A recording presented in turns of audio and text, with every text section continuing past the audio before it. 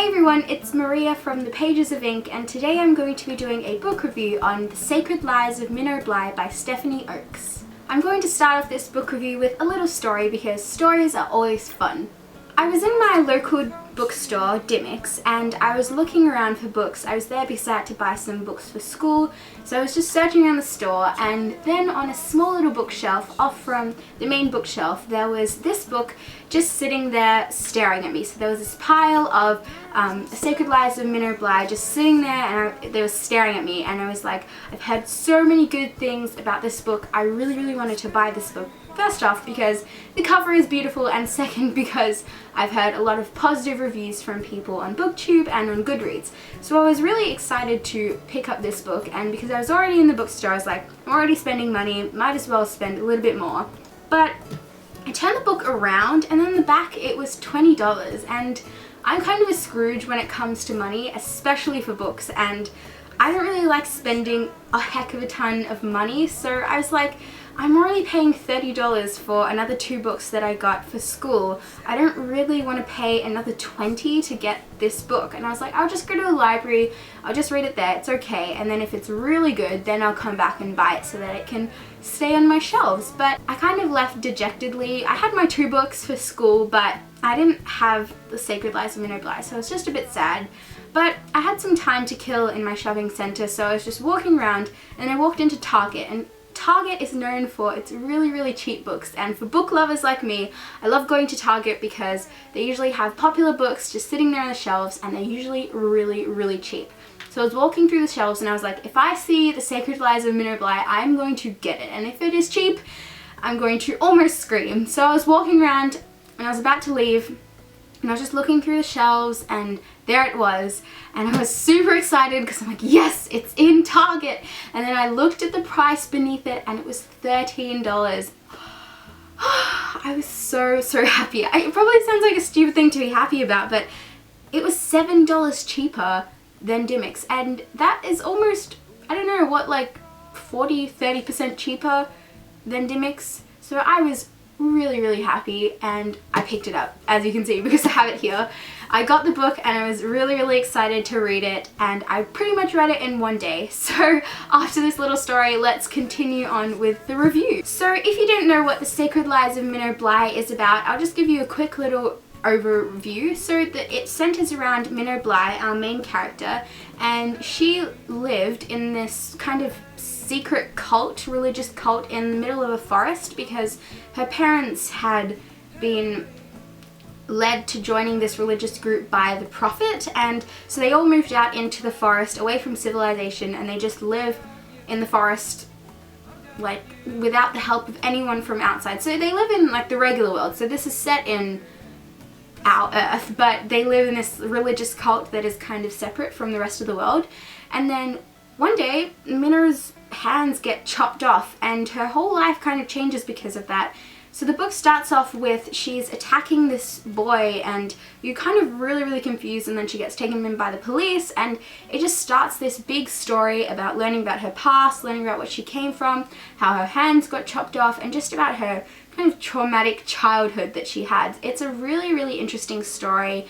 I found it deeply gripping, and you want to keep reading. I literally devoured this book in one day, and it's almost 400 pages. It's not a really thin book, but I just flew through this book. It was just such a great experience. So let's start off with my thoughts on the setting. So much to my previous impressions of the start of the book, I thought this book was set in like a different world, and like it was a fantasy or maybe dystopian book, but it's actually just set in our world, but just in a different area in the world. I think it is contemporary, but I'm not really sure about the like genre that this fits into, because it's kind of contemporary but also a bit weird and out there. Yeah, it's just a really interesting setting. But the majority of this book is set in prison, and I have a really weird fascination with books set in prison. I love them so much. I love the prison atmosphere, I love all the cliques and the groups, and I love the kind of development that the characters go through when they're in prison. So I just loved the setting of this book, and it was a girls' prison, so there was all these different groups, and it was just hilarious. The characters were just awesome. I have a love for prison books. Like, like my love for the Furnace series by Alexander Gordon Smith. That was set in prison as well, and I love that series. I just love anything set in prison. It's just awesome. And the group's filled with girls with massive attitudes, and they're all just trying to be better than each other, and I just loved everything about Missoula County Juvenile Detention Center. Well, it's a tongue twister. And just little things like staying away from girls with Velcro shoes because that meant they were crazy. That was just hilarious. I just love that, and I don't know if that actually happens in prison, but I just thought that was hilarious. And yeah, loved the setting in prison. It was just everything about the prison was just perfectly crafted. The people in the prison, the setting, just loved the setting. So let's start off with characters. So our main character, Minnow Bly, I really enjoyed her character, but I did think she had a few problems. At the start, she goes through a lot of changes through the novel, which is obviously acceptable for her situation, but at the start she's kind of numb and frazzled and just inept with the society around her, and then she starts to grow into it and just learn about how life works outside of the little cult, the community as they call it, that she was living in. She's a fighter, and I loved her continuing spirit, how she wouldn't give up, she would just keep going, keep trying, and even though she doesn't have hands, she may do, and she could still do so many things without having hands. As it progressed through the novel though, something about Minnow clashed with me. I don't know if anyone else felt this. I couldn't become as attached to her as I usually am to the main character of a story, and I think that was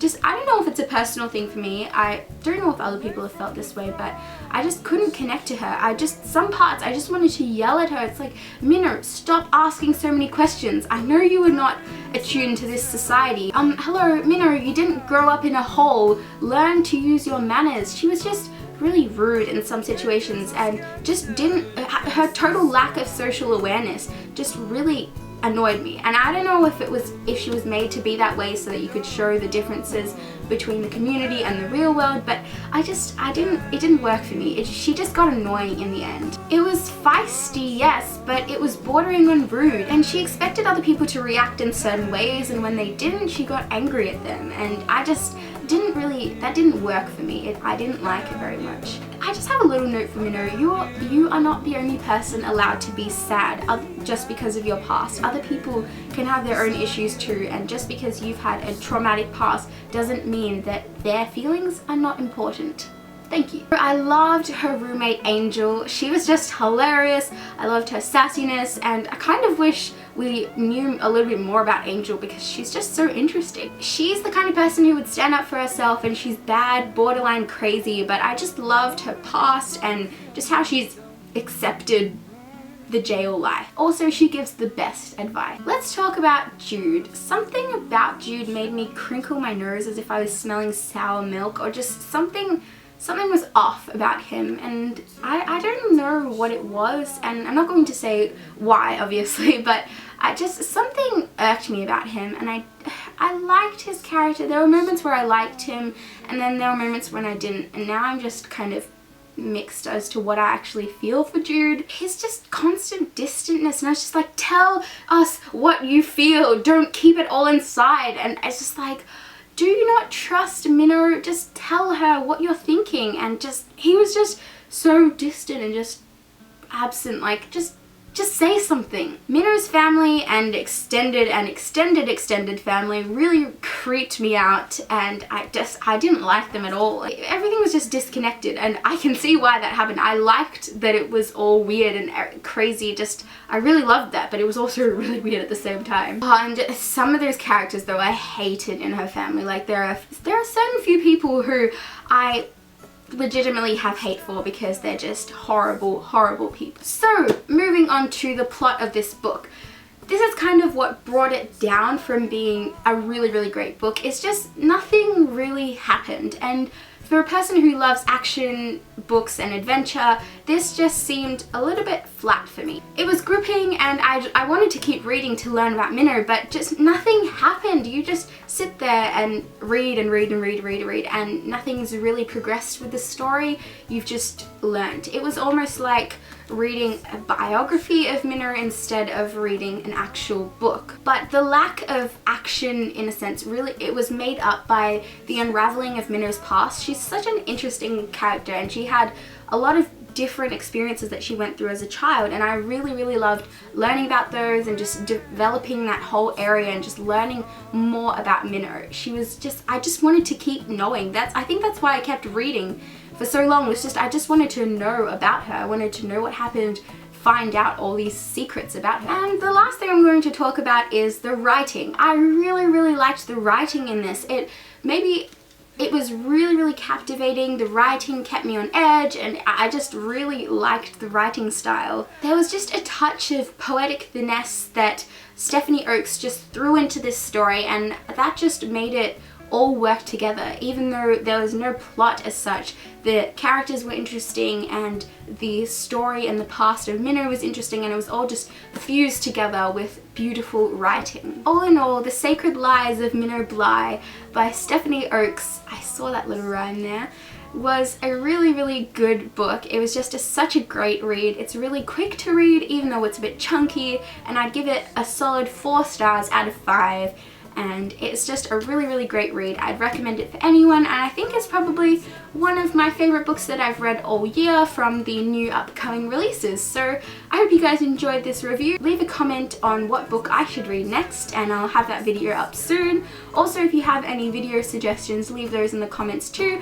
Make sure you like this video and subscribe if you liked it. Also, I have a Goodreads, so you can check the first link in the description will be to my Goodreads page, so make sure you go follow my reviews or just friend me on Goodreads. I'd love to be friends with you guys, so just, yeah, go check me out on Goodreads, and I'll see you guys in my next video. Bye!